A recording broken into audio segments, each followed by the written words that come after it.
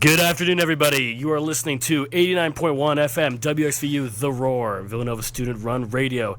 It's a little past 4 p.m. on this gloomy but warm Monday afternoon, which means it's time for Fun in the Locker Room, your favorite radio sports show where we have some fun in the locker room, recapping everything in the world of sports, discussing hot takes, making predictions, and much, much more.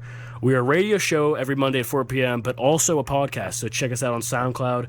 Same name, Fun in the Locker Room, if you want to hear the recorded shows and want to hear some of our takes again. But we also have a Twitter account, Fun in the Locker Room, where we post our polls and questions to try and interact with our followers. As always, my name is Truett Carstetter, and I'm joined by my wonderful co-hosts Sean Rankel and Liam Holloway. I want to give a warm welcome to our special guest today, a good friend of ours and a big supporter of the show, Mr. Will McKeon. Will, how are we doing today? I'm good, Truett. How are you doing? I think we're all doing good, and we are excited to talk about everything in the world of sports today. Mainly, we want to get into Week 12 of the NFL season. A lot of big games happening, a lot of exciting moments for sure. We'll probably get into the MLB. Lockout just happened. I know these guys want to talk about that. And if we have time, we'll close with some NBA and maybe some college football. The playoffs are about to get started. Let's start the show the way we always start the show, with our takeaways from Week 12. Sean, let's start with you. All right, so the NFC East news this weekend. The Giants have been unofficially eliminated from the playoff spot, so is what it is. Get it over with.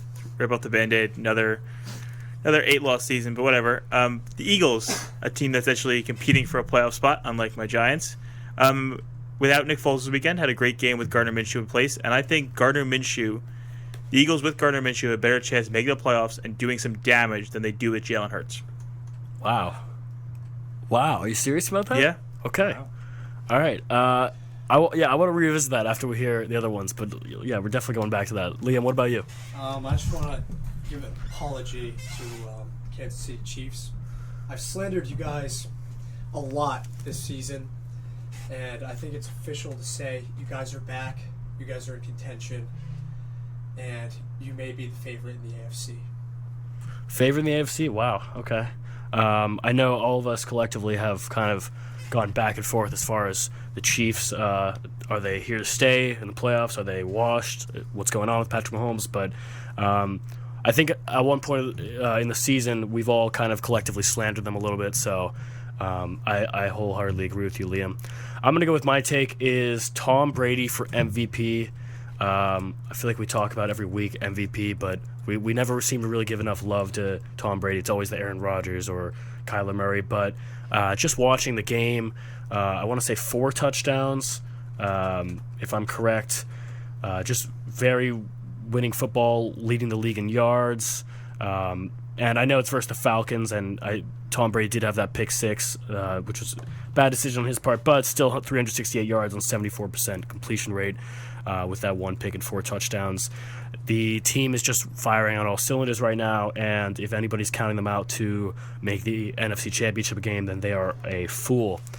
That's just my opinion. But let's go back to the Jalen Hurts Minshew thing, Sean.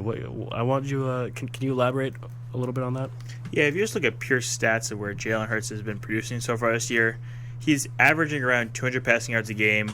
He's got 13 touchdowns, 9 receptions. His rushing ability definitely is something that sets him apart from other quarterbacks in the league. But I feel like he's been very inconsistent. He threw 4 interceptions against the Giants, which the Giants in general are not that good, so it's a little disappointing there. He hasn't been throwing a lot. Over the course of the season, he's gotten worse, I feel like, because at the beginning of the season, we all thought he was doing well, he was playing well, but it's just gotten worse and worse. And Gardner Minshew, one thing that Jalen Hurts does that Gardner Minshew doesn't, Jalen Hurts turns the ball over a lot. Gardner Minshew's controlling the ball, making his passes, making the reads, making good decisions, and just game managing better. And I don't think the Eagles need something spectacular. They just need a game manager to get into the playoffs at this point in time. I would love to say something, Truett. Rankle, do you think that a part of that could just be because they were playing the Jets? That is a part of it, but Gardner Minshew with the Jaguars, even if you look at his I think his touchdown interception ratio was second best of any other. It was 5th best of any quarterback in the league since he's come into the league. Did you see that throw that he had to Dallas Goedert down the field? The one where he really aired it out? The fact that it wasn't intercepted to me was it was abysmal. I mean, Sean, it's been one game. You really think he has a better chance than Jalen Hurts, who's been in that offense all season. Yeah, because I don't think Jalen Hurts is the answer for the Eagles going forward.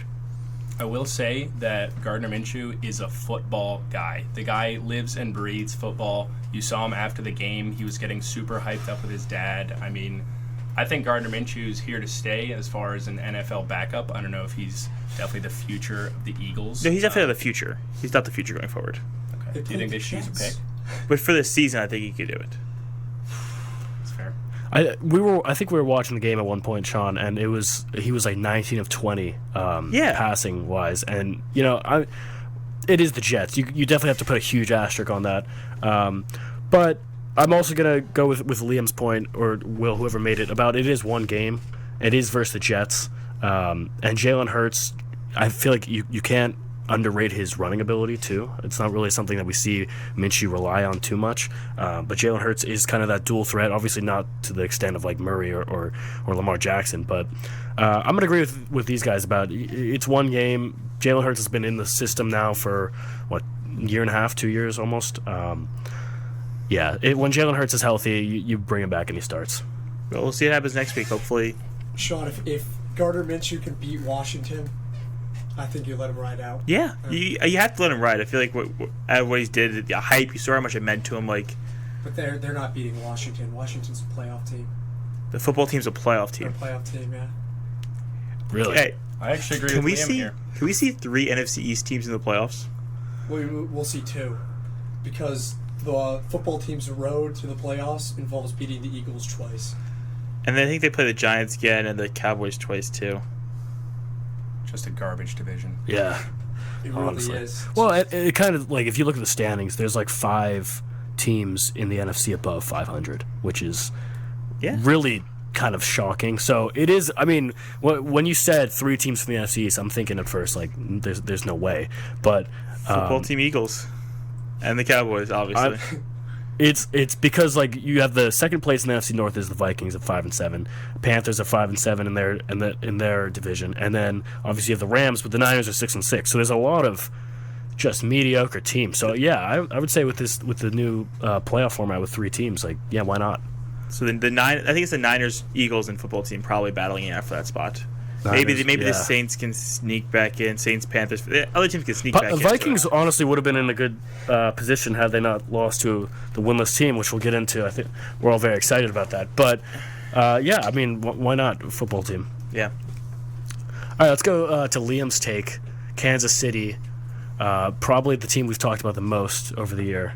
Well, let's elaborate on that. Well, they just looked dominant last night, and a big part of that was their defense. Obviously, Denver. Wow, wait, hold on. I hate to interrupt you. Their defense? Their defense stepped up big.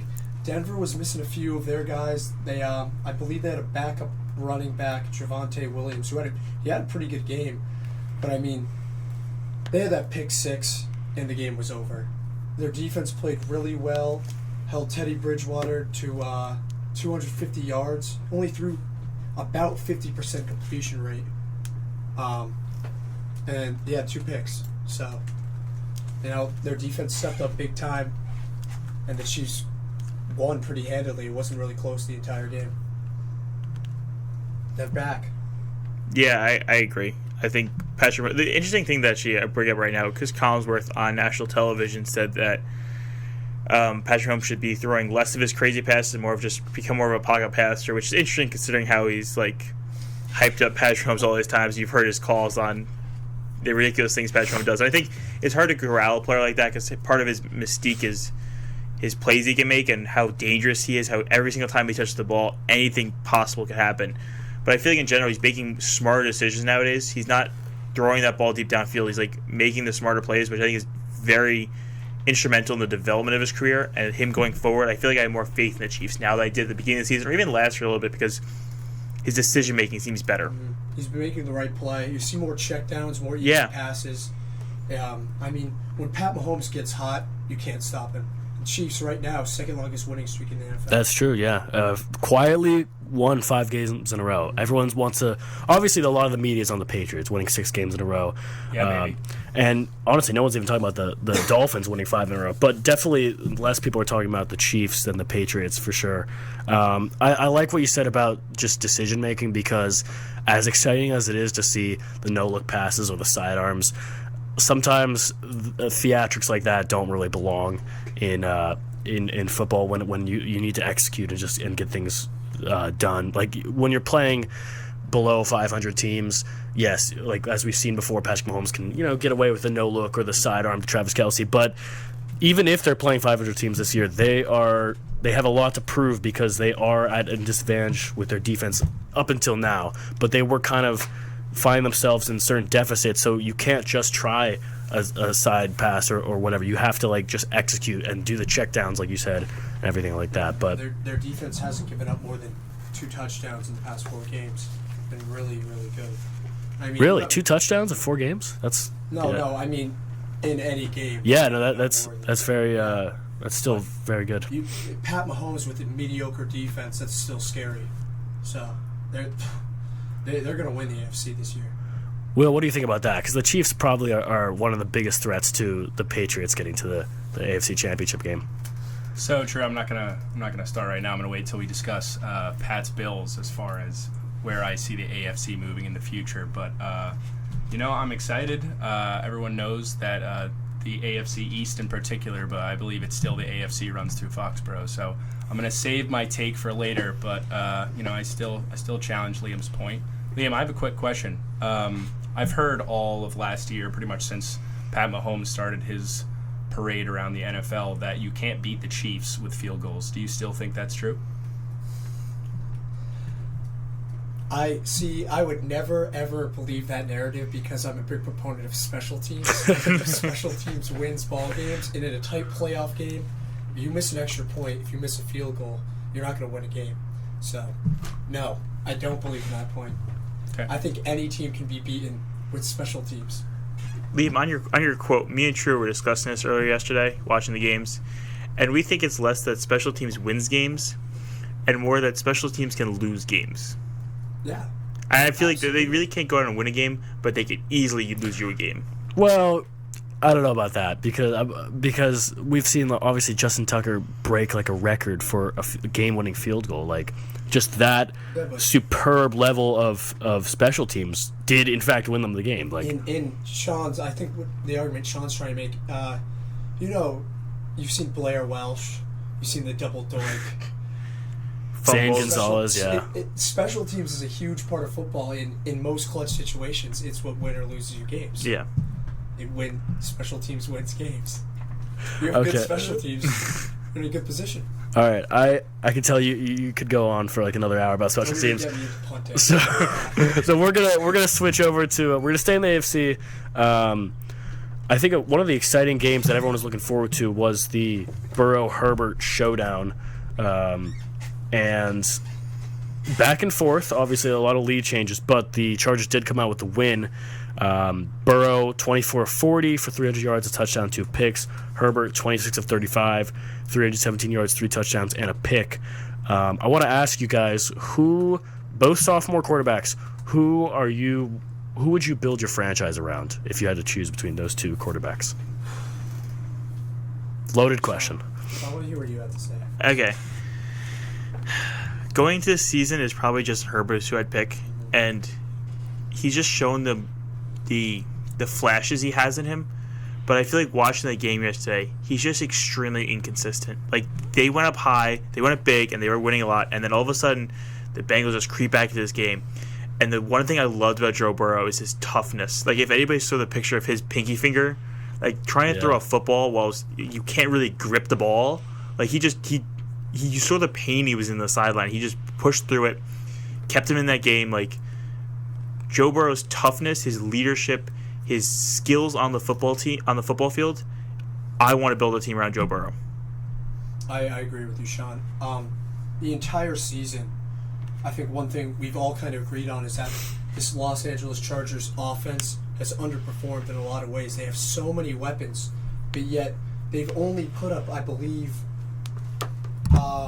past 3 weeks, they had a great game against the Steelers, great game against the Bengals, but other than that, they haven't really had convincing wins. And Justin Herbert, he's got multiple receivers, a great running back he can throw to, decent offensive line. he should be better. This is Joe Burrow coming off an injury this season.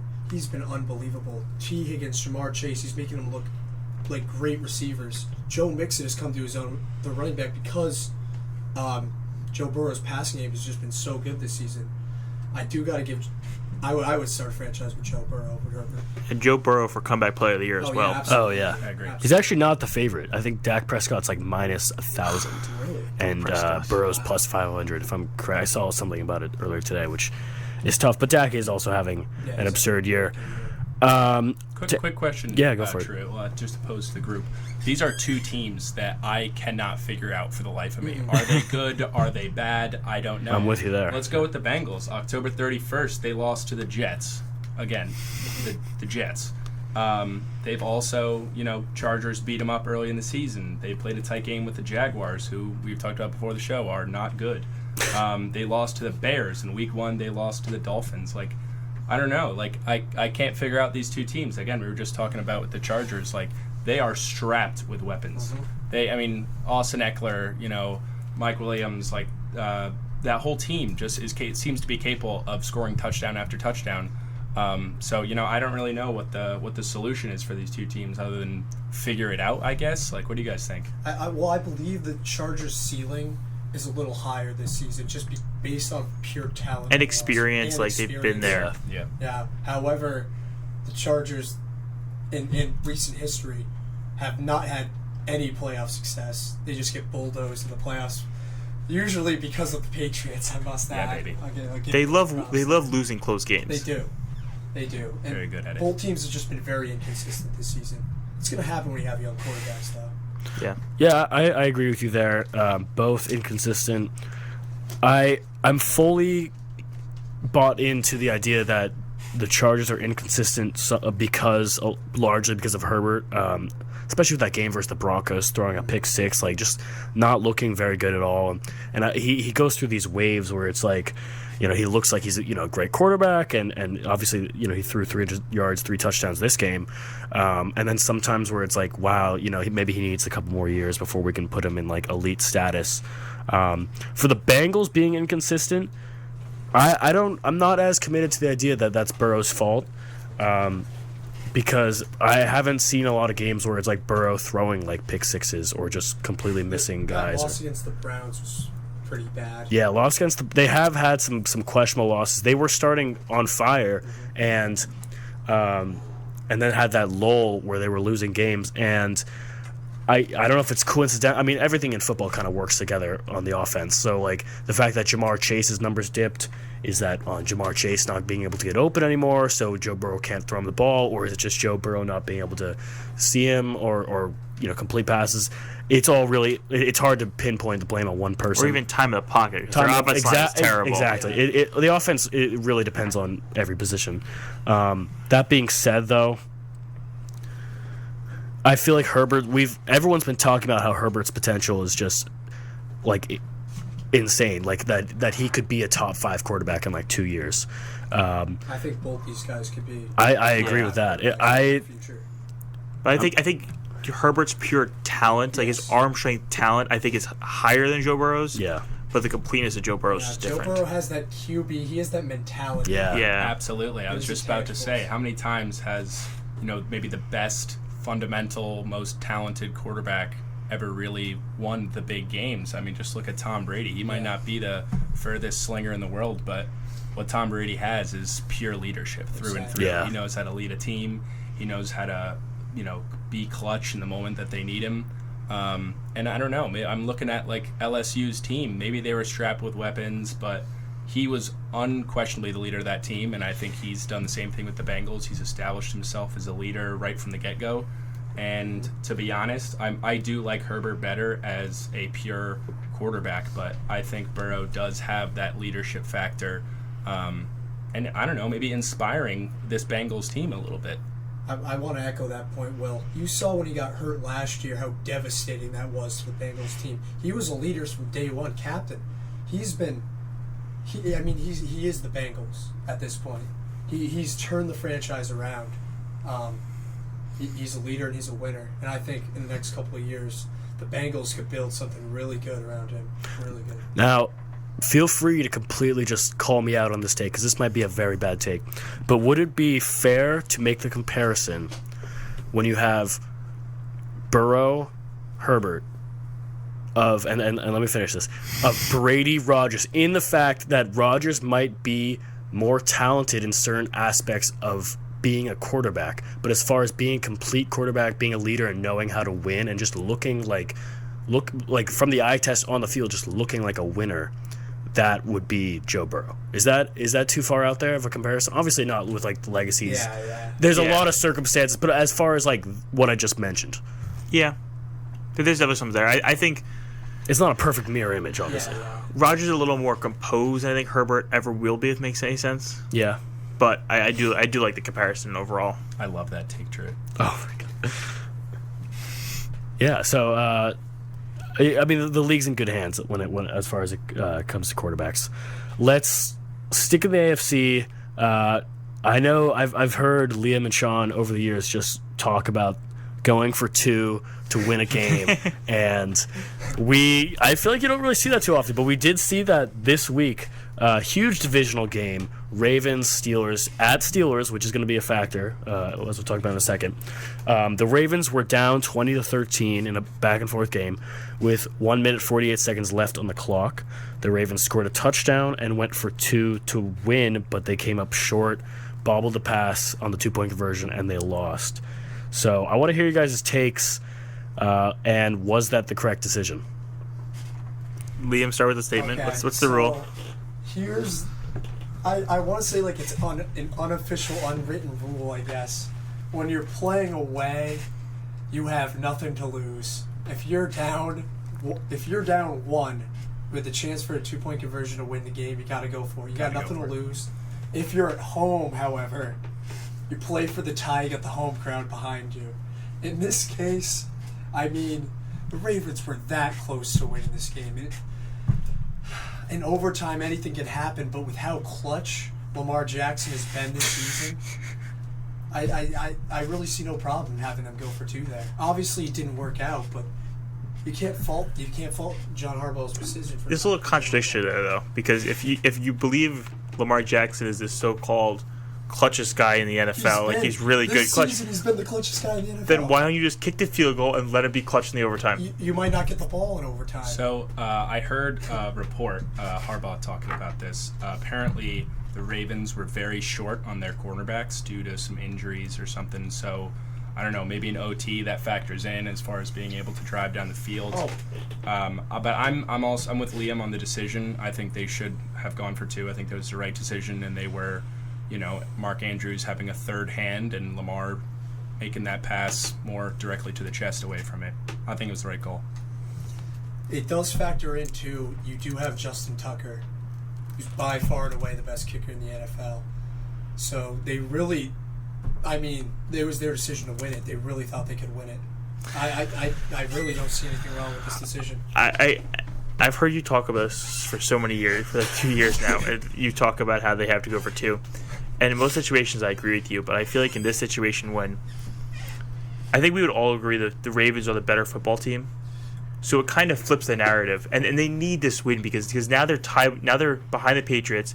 They're chasing the Patriots. They're chasing these other teams in the AFC. When they had domination, and then the road for AFC went through Baltimore. Goes through Foxborough. Now it's going to go through Foxborough or Arrowhead, and the Ravens trying to go, any team going into one of those 2 places in the playoffs, in the cold, in that weather, are hard games to win. So I feel like in this situation, you need to factor all those things into case, and you have to play it safe and go for that overtime and see what's going to happen. The Ravens haven't played it safe all season. You don't mess with the rule, Sean. All right, let me step in here. I think Truett's on my side here. Yeah, I'm completely on Sean's side. I completely disagree. But I'm also just not that big of a risk taker in sports, and I figure you tie the game up and you trust your team. Now, it does say something. Is it more of they want to win the game, or do they maybe not trust their defense to get the stop in OT? I'm going to throw some stats at you. The Baltimore Ravens are the 3rd worst passing defense, but the best rushing defense. Nobody's running it in OT, dude. And they have corners out. I mean, yeah. Let's be honest with ourselves. A second, we can dive into this and get down to it. Mark Andrews dropped it.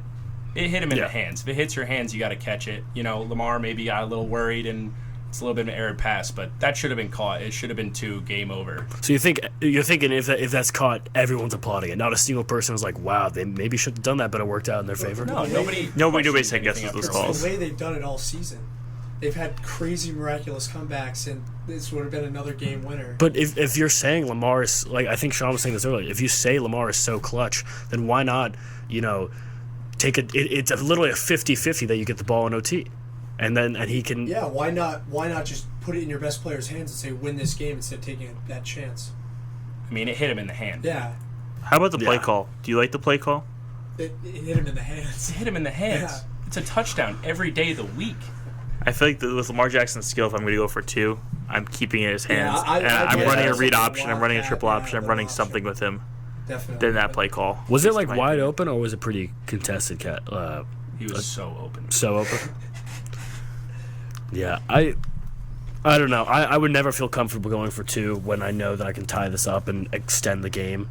But I mean, I'm not Lamar Jackson and I'm not Harbaugh, so They have a lot of guts, the two of them combined, and they've been in situations like this. So I'm not super critical, but I'd rather have the ball in Lamar Jackson's hands than have them go against my defense. That was a bad throw. I'm watching the replay right now. That was a bad throw by Lamar Jackson. If it's your hand, you got to catch it.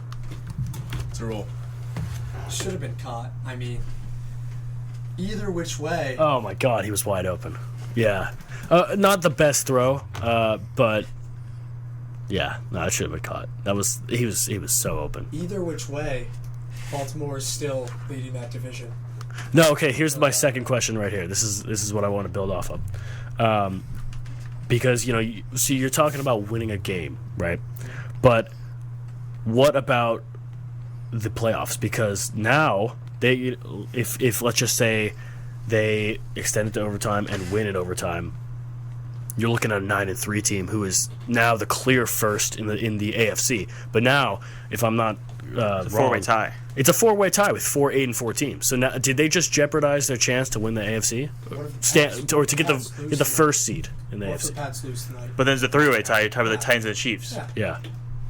So it's not just the Pats are chasing. They're chasing these other teams here. I mean, still, the Ravens have had so much go against them this season with injuries. They really do have a limited roster too. I think in terms of their offense, just on wide receivers. Not even mentioning running backs. They've written their own destiny this entire season, and I mean they have a very hard schedule coming up, but they still could win these games. I mean, play the Packers at home, play the Rams at home, Browns, Bengals, Steelers, end the season. Okay, you got to go out and you got to win these games now. You got to beat the Steelers now. You got to go for the win. Got to go for the win. Yeah, if you have the Rams and the Packers coming up, why even give it a chance that you could lose in overtime? Why not give it to your best player and say, go win this game? That's fair, but a tie is equal to a win almost. I mean, a loss in overtime, or you never know. I'd rather have Lamar Jackson on the 2-yard line say, go score a touchdown than have a 50-50 chance of my defense stopping Steelers. But is it really 50-50 when, yes, the Ravens defense has had injuries, but it's Big Ben who hasn't looked worse in his career, and you just said they don't run the ball in OT, so having Najee Harris doesn't mean but with corners out, Deontay Johnson, I mean, it's just like Liam said, as far as they've been writing their own destiny the entire season. I'd rather have Lamar go out. I want to know what the win percentage was of them sitting on the 2-yard line versus going to OT. I think, and they're an analytics team. They got to continue to focus on the analytics. I guarantee the analytics said going for 2 there was a smart play. Definitely. You're on the 2-yard line. Let's be honest, guys. If that ball gets caught by Mark Andrews, who apparently I have to call bum hands now, we're not even talking about this. This isn't even a storyline. Yeah. It's very true there. And one thing I give John Harbaugh credit is he does not back down from the situations. He's consistently making these tough calls and going for it. This is not going to change his viewpoint. You got to respect that. He's not taking the ball out of Lamar's hands. No. Harbaugh brothers, they're quite the duo. Yeah. Quick question before we cut to commercials, Liam. Is Lamar Jackson still your MVP? Well, okay. Stats don't show it, but if the Ravens get that 1 seed, oh yeah.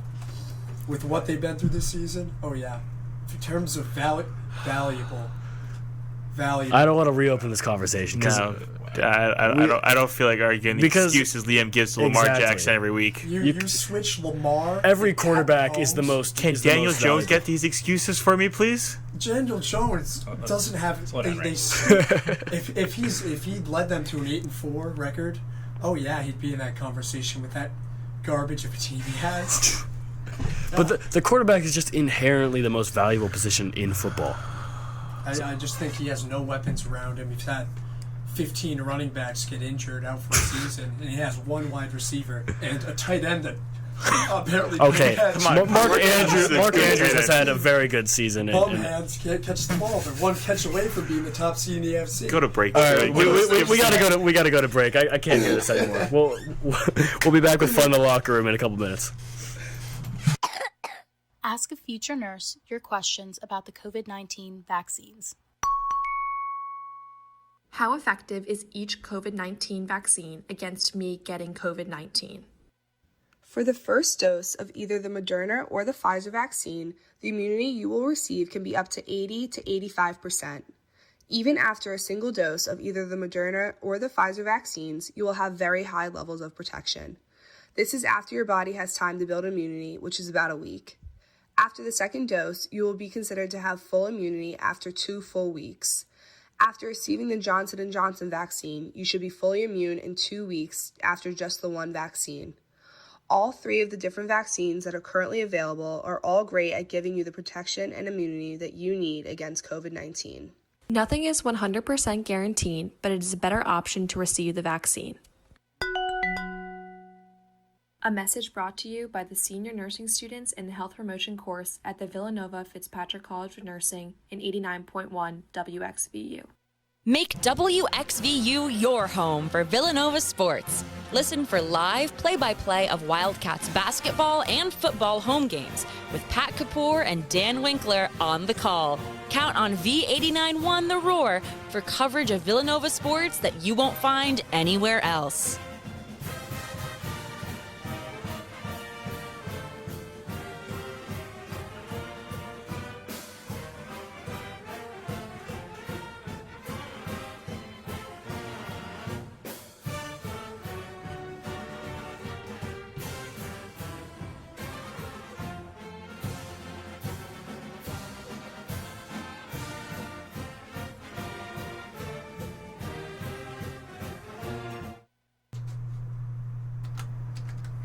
You're listening to Fun in the Locker Room. We just ended a big debate on Lamar Jackson Steelers going for 2, but let's move on from that. Taysom Hill, who I know Sean and Liam both have a lot invested mentally, made his start for the New Orleans Saints the other day, and I know Sean was excited because Trevor Siemian, who took over for the injured Jameis Winston, had probably a mixed bag. I think a lot of people would say, good, more bad moments than good, but it's slightly stable. But then, throw caution to the wind. Let's put Taysom Hill in, who we know what he can do. We don't know what position he is, but we know what he can do. I can tell you what position he is. It's not a quarterback, that's for sure. Ooh, okay. Let's start with you. 4 picks in the game. Okay. Resident Saints fan. Sean, I'll give you this. The first pick, not his fault whatsoever. Great catch. On the Cowboys end, but the last 3, it was like backyard football where your uncle who has a torn shoulder, hasn't thrown a football in 5 years, underthrown. You really love your uncles at parties. Like you brought him multiple times in this show. Uncle Mike's not good at football, but underthrowing passes by 10 yards right to the defense, he just handed, hey, Trevon Diggs, you want a 9th interception? Here you go. Wasn't even close. He has two touchdowns. The last one was a garbage time touchdown where Deontay Harris ran about 120 yards combined just around the field, somehow got into the end zone. Taysom Hill's not a quarterback. I don't know what else there is to it. He looked horrible throwing the ball. Horrible. Okay. I'm going to run some stats for you, just give you some information. Last year, as a starting quarterback for the Saints, he went 3-1. He completed 72% of his passes, 834 yards, 4 touchdowns, 2 interceptions. Sean. Ran the ball 39 times for 209 yards and 4 touchdowns. Sean, last year, the Saints had Alvin Kamara, they had Michael Thomas, and they had one of the best O-lines in the entire NFL. They have none of that this year. Everybody's been hurt. They have no wide receivers. They don't have a running back. Mark Ingram's back. He's about 57 years old. So, are you saying Taysom Hill's bad, or the Saints just suck and no quarterback has you turn around right now? Trevor Siemian lost back-to-back games by 2 points. Taysom Hill's better than Trevor Siemian. He didn't At the quarterback position? Yes, at quarterback position. I can't throw the ball. He's got the upside. You're not going to the playoffs with Trevor Siemian. Trevor Siemian is not leading you to a playoff win. Taysom Hill's got a chance to do it. What I think they should do is run Trevor Siemian at quarterback, but they're paying Taysom Hill so much money. He's at least got to be on the field. Gadget guy. He showed he could run versus the Cowboys. He rushed really well, but he can't throw the ball. Just a clarifying, you need to throw the ball. Just a clarifying question. I saw that his contract is ranges from 10 to 30 million. I'm assuming the upward, based off his position, I'm assuming the upwards is when he plays quarterback. Yes. So would the lower end be when he plays tight end, wide receiver? Okay. Yeah. However, Sean, I'll give you this. He does either which way he needs to be on the field more, because even his presence on the field is scary for a defense and it draws a lot of attention. Honestly, and I'll let you go, Sean, in a second. Putting Taysom Hill not at quarterback might be smart from a winning perspective and financially, which is kind of crazy to say. I think it would be smart from a winning perspective completely. Just as we can't hype up Gardner Minshew after one game, the same thing must happen with Taysom Hill. He's playing the Jets next week. He should have a field day if he is who you say he is. So, Sean, he should have a field day. He will. Okay. He will. Because his dynamic, he's just a more dynamic quarterback, is he can throw the ball. He's got a cannon of an arm. Downfield passes, He underthrew about... all his picks were underthrown, every single one. His touch isn't as good, but he's got a cannon of an arm. He can't, he can't unload it. He just doesn't know how to throw. Jameis Winston is the better quarterback. No, Jameis Winston was on pace for the 40-10 season. He was playing great. But Trevor Siemian, he's better than Trevor Siemian. He gives the Saints a better chance to advance. And I think you got to ride it out and see what happens. You're paying him this much money. You got to do what you got to do. I do. Yeah, I mean, you're paying him a lot of money, but he shouldn't be quarterback because he can't throw. Can we get a gauge on how many people here think the Saints have an actually good chance to do well in the playoffs this year? Do well or make? Let's go make, then do well. I think they can make playoffs. I don't think they'll do. I'm I think keep they'll my lose hand lowered for both. For both make and do Looking at well. the rest of their schedule, They have a tough schedule. no, they don't. Yes, they do. They Play the Bucks. They play the Bucks, and then they play the Jets, the Finns, the Panthers, and the Falcons. The Finns are pretty good right now. The Finns. Those are all winnable games, though. So All of them winnable games, but they are on a 5-game losing streak. Lost to the Falcons, lost to the Eagles, lost to a Titans team who had nobody that day. So from a They're not financial making the playoffs. They're not making perspective, the it would playoffs. make a lot of sense to have Taysom Hill as gadget player, Yes, it not would. a quarterback. It would.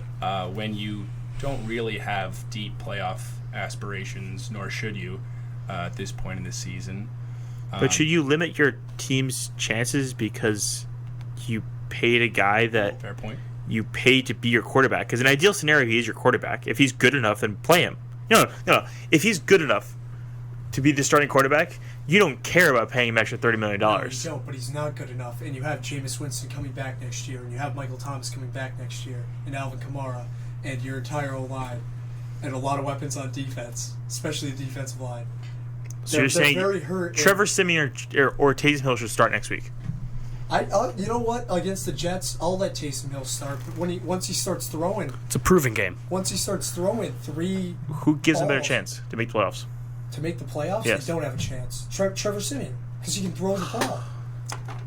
I will admit, Taysom Hill needs to be on the field, but Taysom Hill can't throw the ball.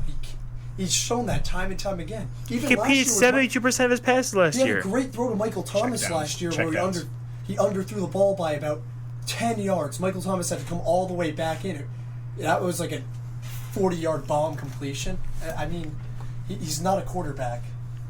It's He an needs to be on the field, but he's not a quarterback. interesting dilemma the Saints He's a poor have. man, Lamar Jackson. I don't want to. Before we move on from the depressing Saints to a more exciting matchup tonight, quick sponsor: Play-Doh paper due tomorrow. Need a fresh set of eyes to look over your final draft? Haven't even started yet? You can make an appointment at the Villanova University Writing Center, located on the second floor of Falvey Memorial Library. The Writing Center is full of professionally trained tutors who assist Villanova students of all majors on their writing assignments, from personal statements to thesis papers, at any stage in the writing process. Hours of operation are Sunday from 3:30 to 7:30, Monday through Thursday from 11:30 to 7:30, and Friday from 11:30 to 3:30. Stop in or call 610-519-4604. That's 610-519-4604 to make an appointment today. This message has been brought to you by the WXVU 89.1 FM Villanova. Okay, on to more exciting football. I think we would all agree. Tonight is actually a pretty exciting matchup for Monday Night Football. Resident Patriots fan right here, Mr. Will McKeon. We'll definitely get his take on it. So let's Sean, let's remind everybody where we're at here in the rankings for our picks. Yep, over the past couple weeks, Liam has been on a 3-game winning streak. 3-game winning streak. He is now 5-7. Liam has fallen to last place at 4-8. He has not been adopting the Fade Sean strategy, and it's not worked well for him. And I'm now 7-5, falling off a little bit. Falling off Couple bad weeks. Bit. But with a big game tonight, Patriots at Bills. Bills -3 in Orchard Park. Bills Mafia going to be hyped up, going to be excited about it. Can the Patriots go into Buffalo and do it? I'm going to let Will give a little... Set the stage, Set the Will. stage for us. Yeah, Well, set the First stage. of all, Rick, I want to hear your pick.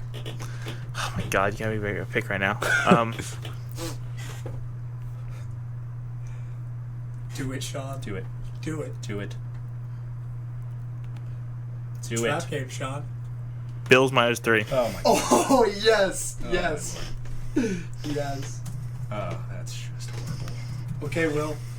All right. Stage So I guess I'll give my pick as the guest here. Current record 0-0, and I'm going to hammer with all my might Patriots +3. I would also hammer Mac Jones passing yards over, touchdowns over, first touchdown scored. The lot. I would hammer everything. And I was thinking about the guys were kind enough to let me on the show after I badgered them for long enough, and I've been thinking a lot about this game, about what it means for the Patriots, about what it means for Mac Jones, and I prepared a little bit of a statement note to read. So let me just start off with saying that Mac Jones has 2 legacy games this year. Legacy game is a game that we're going to remember not just next season or the season after, but 5 years down the road. The first legacy game was obviously against Tom Brady and the Buccaneers. He's going against the former QB of his new team and absolutely balled out. It came down to a missed field goal that hit off the crossbar, which was pretty brutal for me. But it was absolutely not Mac Jones' fault, and that's not an excuse. But let me just read off Mac Jones' stats for that game. 31 of 40, 275 yards, and a 77.5% completion rate with 2 TDs and 1 pick. Wow. Let me just say that, wow. Talk about a great game to see as a Pats fan for your rookie quarterback. And going off legacy games, this is Mac Jones' second legacy game right here. Josh Allen right now is the best quarterback in the AFC East. I don't think anybody can disagree with that. And this is the first time that somebody in the AFC East, the best quarterback in the division, isn't on the Patriots. And the Bills are currently building something right now. They have some high aspirations for the future. They're the team to beat in the AFC. Everybody was saying leading up to this, Pats were projected to go barely above 500, if that. And people are looking for them as the team to beat in the AFC East. And Bill won't let that happen. Not a chance Bill Belichick lets that happen. And he was gifted on a silver platter a quarterback that was built for him by the second greatest coach of all time, Nick Saban. This is going to be the moment right now. This is going to be the moment where we look back and say, hey guys, remember when everyone thought that the Patriots weren't going to dominate the AFC for the next 10 years? Oh wait, that totally didn't happen. They're about to do it again. The Mafia is going to look back on this game and realize that this is the first time they realized that the entire AFC still runs through Foxborough. Thank you, and I would love to hear some ideas from the fellas. Can I just go back on my pick real quick? It's a painful pick to pick because I want to pick the Patriots. I love the Patriots. I have complete respect for the Patriots. As a Giants fan, there's no reason for me to hate you guys. And part of me hopes you guys do win. I just don't think you will. The line's a trap game. It just feels like it feels like they're begging you to take Patriots +3. But I think Bills at home are going to rally a big game tonight. It is a trap game. However, going to stick with the strategy, and right now you just can't bet against the Patriots. Sean, I don't know how you're betting against the Patriots.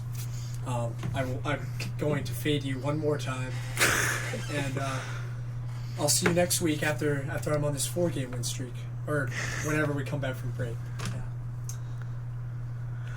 Oh boy. Okay. Hear it, Truett. Do it, Truett. Do it. The obvious answer here is the Patriots. Obviously, it's the obvious answer. They got the momentum. They got the media coverage. Bills have come down to earth after a good first start of the season. I'm gonna go Bills though. I'm gonna go Bills. It is a bit of a trap game, and For the Bills. no, nobody. I'm telling you, nobody's gonna be taking the Bills here.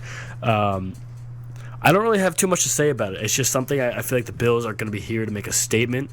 I think, were chosen as the early AFC East favorites in the beginning of the year and have lost that crown as the projected favorites to win the division.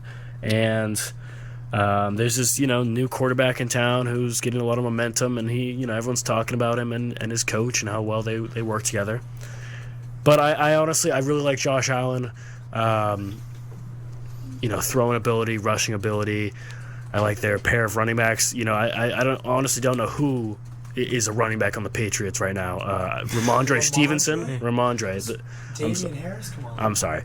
I trust Singletary and Zach Moss much more than those two, and their catching ability. I like, Stephon Diggs isn't having as good of a year as last time, but still having a good year. And then you got Beasley, Dawson Knox.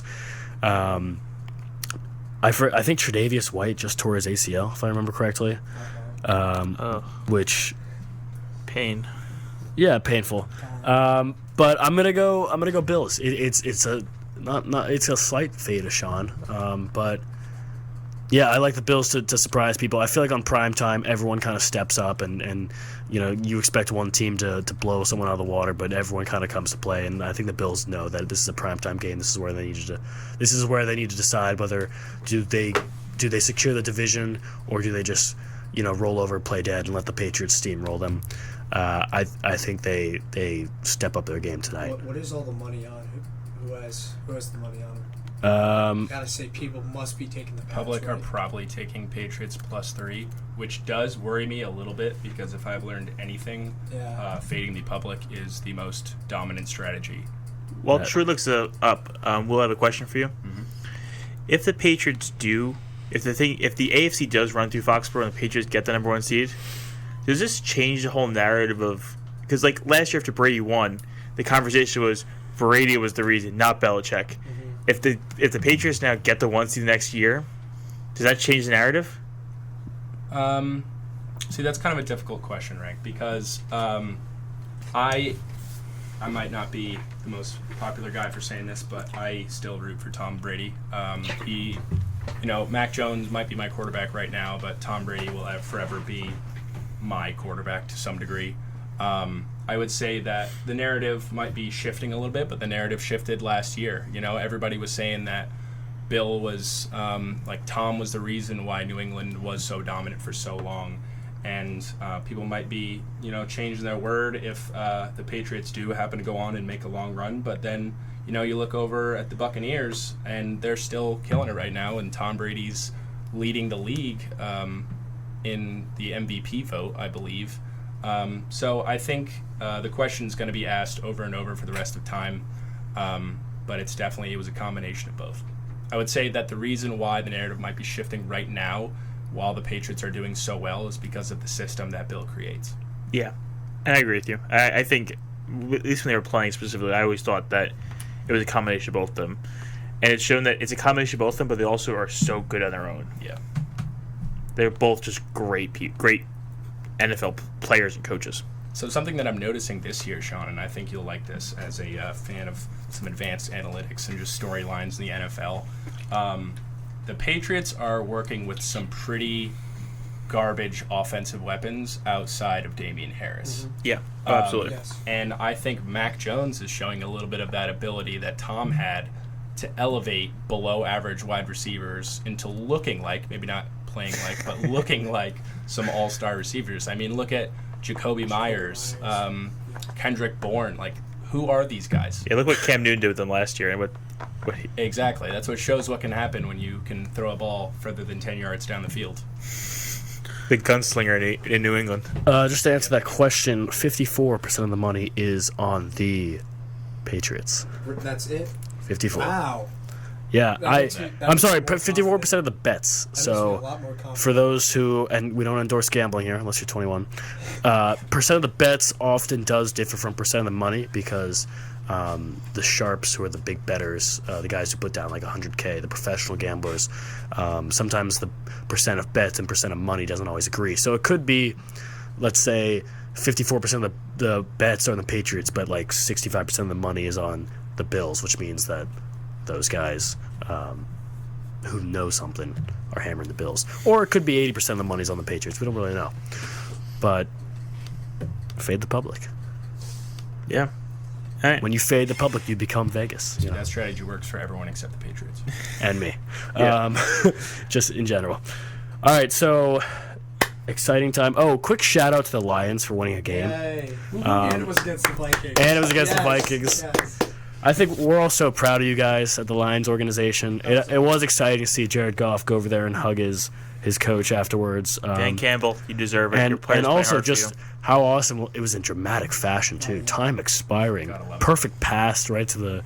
I'm not a huge Jared Goff guy just because of his time on the Rams, but that's awesome, man. If we had more time, I would love to have discussed the. We were watching the fourth down call that they went for it at their own 30-yard line when they were up by a little bit.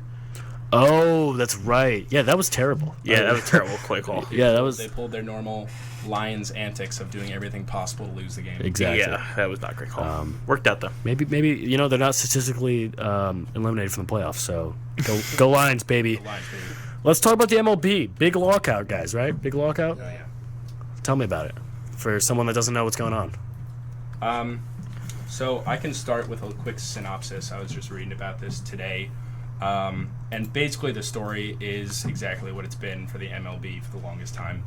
It's greedy owners that are just wanting to continue to profit off the players and making more money than you can possibly imagine.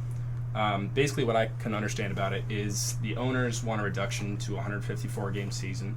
They want an implementation of a universal DH. They want an expansion of the playoffs to make some more money on TV revenue.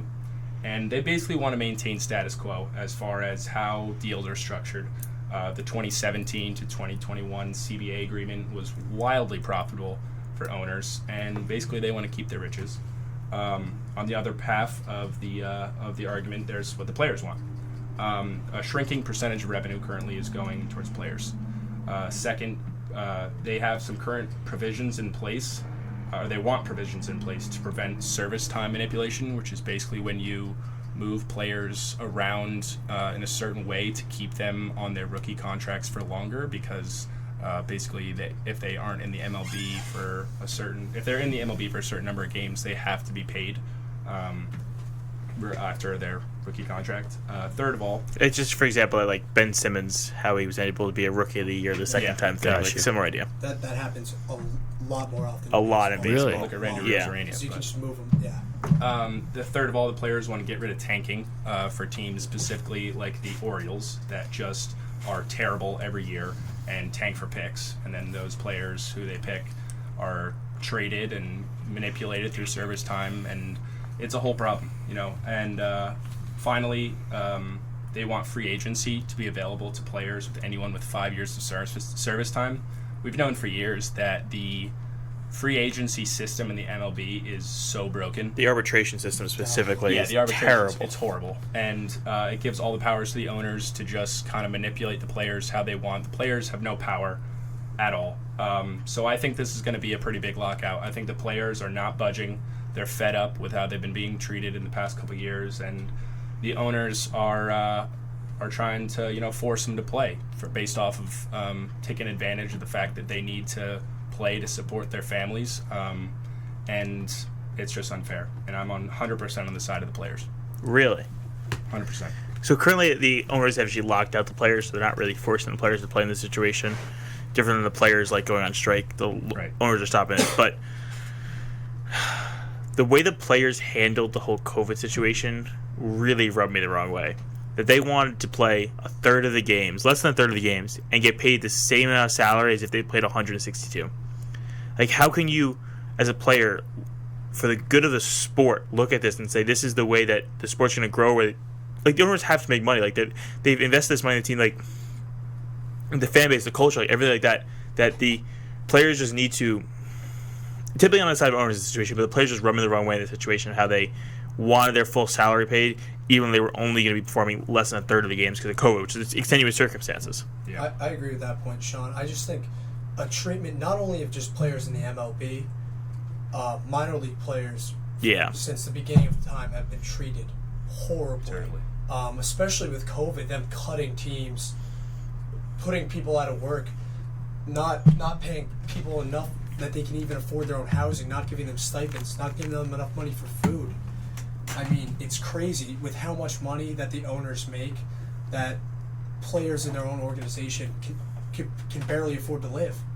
I don't know, especially with the whole middle to end of rotation guys in free agency would be getting paid little to none. Yeah. Now, if the owners get their way, the one thing I must say is I would like a universal DH. Would love that.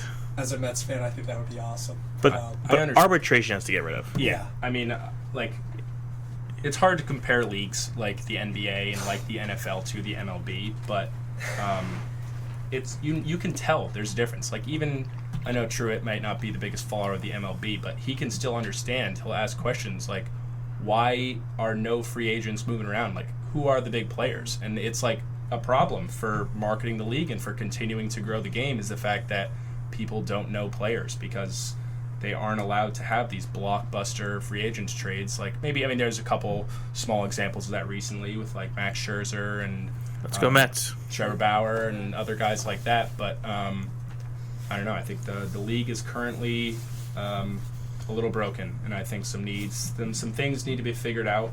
Starting at the top, we can talk about how Manfred is currently the terrible owner, terrible commissioner. Just the worst commissioner in sports, and it's not even close.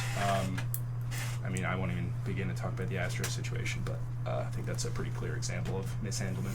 Yeah. One more thing about the MLB is there's a little scandal going on right now where they've been actually using 2 different balls this past season in order to manipulate free agency for smaller market teams. For example, there was a series, it was Rangers versus Mariners. They were caught using balls from, I want to say 3 years ago when there's a weak free agent class. It was dead balls. They would not be hit as far. You could not get an exit velo on them. More geared toward pitchers as opposed to in bigger games like the Field of Dreams games where they had a bunch of viewers. They used juice balls, which is really, really bad. And it's a really bad look on the MLB. Just manipulating their players without their consent, without their knowledge. It's pretty horrible look on Manfred and all the higher ups in the MLB. Yeah, I agree. It's just, if that is true and it comes to that true, it's absolutely ridiculous. How long do you think this is going to last, this lockout? I think it's going to cut into the season probably. Really? Yeah. Yeah, the teams, they just hate each other. The sides hate each other so much. They don't budge. Like, all the labor negotiation stuff that the NBA has worked so hard to maintain, the NFL, the NHL, like, the MLB just does not have it. They just both hate each other. they can't work towards a common ground on almost anything. So I have a unorthodox and unique solution to the MLB's and baseball's problem right now. Let's be honest with ourselves. Cheating has existed in baseball throughout its entire creation. I mean, like, let's talk about pine tar. Let's talk about spider tack. Let's talk about steroids. And I'm gonna take a different tack here. I think bring back steroids. Bring back spider tack. Let that pitcher go up there, throw 105 miles an hour, let the ball curve 18 inches, and then some big dude on the other end smacks it out of the park with a juiced up ball that goes 600 feet. I mean, when does it end? You know what I mean? Like, when does the cheating is going to be there forever? I think if you lean into it the right amount, there might be a solution there. The era of when everybody was juicing was the best era of baseball. Most watched by far. Most watched by far was America's sport. They've really gone away from that. Chicks take the long These ball. unwritten rules, all this garbage now. People are soft, man. Yeah, a quick solution to the financial problem, which I think is probably the biggest problem in baseball, is the fact that, one, there's no revenue sharing even split. So, like, all the other leagues have an revenue sharing, like 50% of the players goes to the players, 50% to the owners. MLB does not have that. And players actually make, I think, 54% of revenue. So MLB players are making a higher percentage than the other leagues. That's why the MLB players don't want to actually do this, which is interesting. And the other thing is that they need to create a salary cap and a minimum salary cap to force these teams to start paying more and teams start paying less, and create like a sort of, what was the word, designations into like certain like in the NBA there's a max salary, there's maxes, and maxes players I think of as a bad thing, but actually they're not a bad thing. Like, they allow more players to get paid. They're very incentivized. Yes, they're very incentivized, like all these things. And the free agent thing. I think free agents, 5 years, get them out there, have a restricted free agent concept, like have them not the ability to like match contracts a little bit, but the ability to like franchise tagging. Not even franchise, but draft pick, like higher draft pick compensation for these things. And like the arbitration is stupid because you go into a room and you have your owner sit there and say all the bad things about you, all the things you suck at, and say this is why we shouldn't pay you as much. Like, the confidence as a player to walk into that room and leave that room, like, how can you not shatter confidence of players? Like, a lot of young guys. Telling you. Yeah. Why you shouldn't get paid. The guy that drafted you, the guy that's supposed to believe in you, is coming in there just ripping you to shreds. Like, how is that a good process? Yeah. I mean, I just for a visualization for our listeners, I saw a meme today on Twitter of, if anybody knows that meme of the guy being, it's like a knife holder, and it's like that little stick figure with knives through them to hold the knives, and in each one it says something different, like 2 different kinds of balls. Commissioner one is actually directly through the man's face. Tanking through draft targets. Media blackouts, which is a whole other problem we won't get into, and service time manipulation. So, I mean, the fact that this is the state of the game right now is sad for me, because baseball has been my sport for the longest time and my first love. So it's sad for me to see the game like this, and I just hope that they can come to some sort of resolution that benefits both parties and puts the game in a better spot than it was before. It's just frustrating as a fan too, because baseball is so behind all the other sports, so far behind. Especially basketball. You look at basketball the past couple of years, how it's really exploded in just viewership. MLB could be doing the same thing, because they have guys that are so talented, but just don't do it right. A lot of problems in hiring MLB. Things are looking dire. Hopefully they get turned around soon. Let's switch on over to the NBA. Sean has his trivia question. Let's hear it. Yeah, so last trivia question of the year. Oh, sad. We're talking about the NBA. We're going to go to the assists. Can you name the top 5 players in NBA history in total assists? John Stockton. John Stockton is number 1. Good one. Chris Paul in there? Chris Paul is number 3. LeBron James. LeBron James is not. He is number 8. Will he be there by the end of his career? I don't think so. He's 6,000 behind John Stockton. That's tough. Isn't John Stockton like 3,000 above the next guy? Yeah. How much? He's to get to 5th. About 1,200 away from the 5th guy. Is Magic Johnson on there? Magic Johnson's 6. 2, 4, and 5 left. Pure Yeah. classic guys. Steve Nash. Steve Nash is 4. Jason Kidd. Jason Kidd's 2. There we go. So we're just worse than 5. 5. Is this an old guy, or is it someone we can actually get? 1 second. That means it's definitely. Yeah, I don't like that. Okay, he's actually an announcer now. Mark Jackson. Yeah. Wow. Good work, guys. Classy point guard, Mark Jackson. Mark Jackson. Magic Johnson 6. Robertson 7. LeBron 8. Isaiah Thomas 9. And Truett's one and only, Gary Payton at 10. So could LeBron make it or no? To 5, 1,200 assists. He got 606 last year, so it's 2 seasons. I think he could get there. You can get there. Crazy. The fact that he's up there is impressive in of itself, right, Yeah. Truett? Yes, sir. Yes, sir. But One of the great players in NBA history.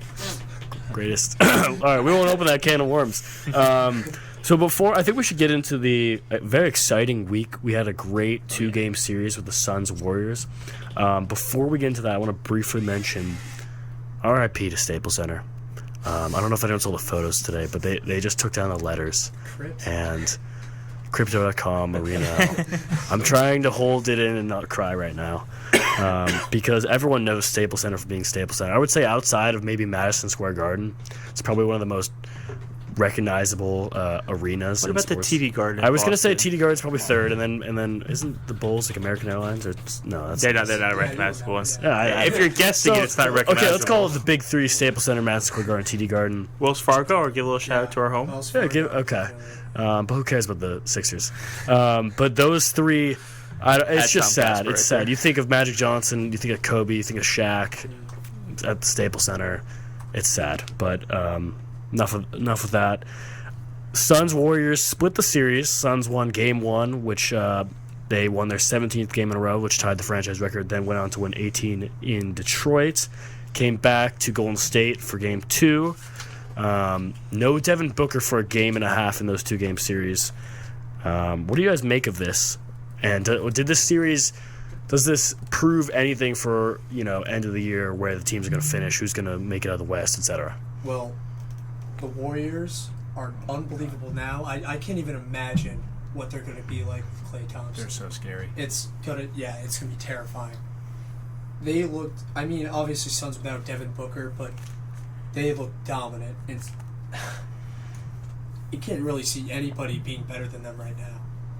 Can't. They have role players, best defense in the league by far, and everything's going right for them too. Even when Curry has a bad game, they're still winning. It's crazy. Yeah, they almost won the first game of that series, and Curry shot like 4 of 21. Yeah. Which is I mean, crazy. Booker wasn't in the game, to be fair. That's true. What about you, Sean? What do you think? These are definitely the 2 best teams in the West. The Suns getting 18 straight wins. That's tied for the 11th longest win streak in NBA history.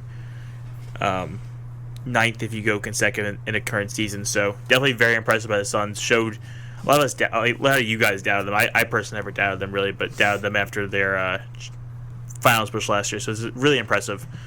But the Warriors, Steph Curry is just. I'm not gonna get started because I just love Steph Curry and the Warriors. But yeah, and they're scary. They're not even full strength yet. They're not playing the best they can. Their upside is so much higher. It's just terrifying the fact that someone like Klay Thompson is coming back into the league with the Warriors, how they look right now. I mean, I feel like if it's possible for us to underestimate how good Klay was, somehow I think people still are.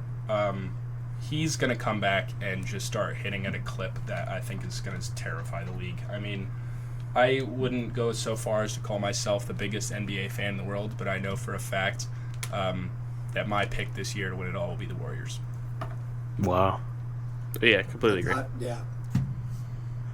They're probably. I would definitely say make it out of the West. I don't know who's coming out of the East because If everything goes to plan, would be cool. Would be a Curry versus Durant I fight. That would be love fun. that. That would That'd be be fun. crazy. Oh my God. Do you think If the Durant Nets have the loses- bandwidth to get there, though? The bandwidth. If Durant loses, his legacy is tainted forever. He loses the I don't know finals. if that's true. He got abandoned by his teammate. I don't know if that's... I mean, they do have Harden and Durant, but I think... They're the 1 seed in the East right now. They've kind of been on a roll recently. Quietly, to be honest. Quietly on a roll. But the teams they have lost to have been like very above 500 teams. They've had a relatively easy schedule, and they've lost the Warriors. I want to say they lost to the Bucks too. But just back to the West, yeah, I mean, I could see the Warriors 100% making it out of the West. I could see that being the Western Conference Finals, which would be an amazing 7-game series. While we were at break, I was looking at the NFL standings, and the West is like, I feel like the narrative for the last maybe 7 years or whatever is that the West was the stronger conference by far. I'd say more than 7 years. More than 7 years. I think it's statistically been the last 20 Yeah, I think Yeah. something like 70% of the winners have come from the West, and if you take away LeBron and Jordan, it's absurd. That being said, though, I'm looking at the standings right here, and I don't know if the Grizzlies are legit. I have no idea. The Grizzlies, they're 13. The 4 seed is 13-10, which is just crazy to me. The Clippers, at 500 are the 5 seed, and I don't know how far they're going to go without Kawhi. The Lakers, are riddled with problems. It seems like the Mavericks have been underperforming. The Nuggets don't have Jamal Murray or MPJ. The T-Wolves aren't good. The Trailblazers aren't good. Every team below them isn't good. It just seems like a very weak conference right now. You have Warriors, Suns, Jazz, who I'm all confident in. And then from there on, I don't know. Is there any threat to get to the Western Conference Finals, or can we just lock in Warriors, Suns right now? Well, besides the Jazz. And you can't count on LeBron. Yeah, and you can never count off LeBron, especially in the playoffs, right, Frank? Yeah. Don't get me started. But the Clippers also have Kawhi Leonard coming back for the playoff push, so that will definitely be interesting to see what he can possibly do on a team like that. So a healthy rested Kawhi could be a little dangerous coming out of the West. Yeah, I don't know. It just seemed like the East is a lot stronger this year with the the Celtics and Cavs who have been above average teams this year, the 7-8, and then here The Wizards even. Yeah. the Wizards, who have fallen off a little bit, but the Wizards are still good. I don't know. It's a little. I don't know why the Hawks are the 10 seed. I don't know what's going on with them. And the Knicks are 11 seed. There's a bunch of teams up and down this thing that could, It's been a weird start to the season. I kind of like it though. It's not. There's not a lot of The predictability. top 12 teams in the East are separated by 5.5 games. That's not a lot. Yeah. Compared to the Warriors and the Suns are up 6 games on the Grizzlies, who are in 4th. Yeah, but yet again, 5 through 10 is one game. Yeah, it's crazy. It's like a lot of there's a lot of 500 teams or around there. It's weird. It's like the NFL a little bit right now. Yeah, it's weird, but it's competitive. I kind of like that. Literally in a week, the Trailblazers could be the 5 seed. Yeah. It's just so bizarre to me. I don't know. Very quietly too in the East. Bucks 9-1 in their last 10. Yeah. Been very, very good. Started off a little concerning. 9-1. So what is that? They were, I can't do math right now. 6-8. Yeah. Before that, that's pretty impressive actually. Bulls, Bulls looking amazing. They're a fun team. so much. Fun team. I think DeRozan's still leading the league in scoring, if I'm correct. Really? What is that sigh Should've been a for? Maverick. He should have been. Him and the Mavs would be nasty. Yeah. Actually, Kevin Durant's currently in the league in scoring. Is DeRozan's DeRozan 4. Oh, he's 4. Okay, I was incorrect then. I think for a while he was 1 though, which was cool. I think I want to say I saw somewhere that both DeRozan and Levine are averaging above 25. Wow. Which I don't know how many times you hear about that on one team. I know Lonzo's numbers aren't really. Yeah, they both are. Both at. DeMar's at 26.5 and Levine's at 25.6. Yeah, I was gonna say Lonzo's numbers aren't really earth-shattering this year, but he's been unbelievable for them too. They just have guys that can play, really good role players. Vucevic, I mean, he's been rebounding a little less than he should, but A lot of people say that the 2 teams that need to get to the final or that get to the finals need to have a top 5 player. But obviously the Warriors you do with Curry. But how cool would it be if it was Warriors Bulls? I feel like that'd be a cool series. well, Suns made it last year. Yeah. They also got very lucky with who they played. Yeah, and that's a whole narrative. Still, they made the finals. Yeah, making the finals, you can't take that away from them. You can put an asterisk, but you still won the West. To be Western Conference champions, you can't take that away from them. You can put an asterisk, but that's about it. All right, everybody. It looks like we are out of time. It's 5:20 Monday evening at this point. December 6th, 2021. This is our last show of the year. Very sad. Last show of the semester. We still have to decide what time we're going to be on for next semester, but odds are it might not be this time anymore. I want to thank everybody for tuning in, checking out the Twitter, listening on SoundCloud, etc. It's been a fun semester for sure. I want to thank Will for coming in. Will's always been a good supporter of the show, and we appreciate the feedback that he gives us, so we want to bring him on and hear the Patriot takes, obviously, and a lot that you contributed to baseball as well. So thank you for being on the show. Thanks for having me. I want to thank you guys, Sean and Liam, for a good show this semester. I'm excited for the next semester, obviously, and I want to say everyone who's listening, if you got finals this week, good luck with finals, obviously. And Truett, you've been an unbelievable host. Yeah, thank you very much, Truett. This is a communal effort. Got this all set up for us. We are all co-hosts here. But yeah, thank you everyone for listening, and we'll see you in 2022.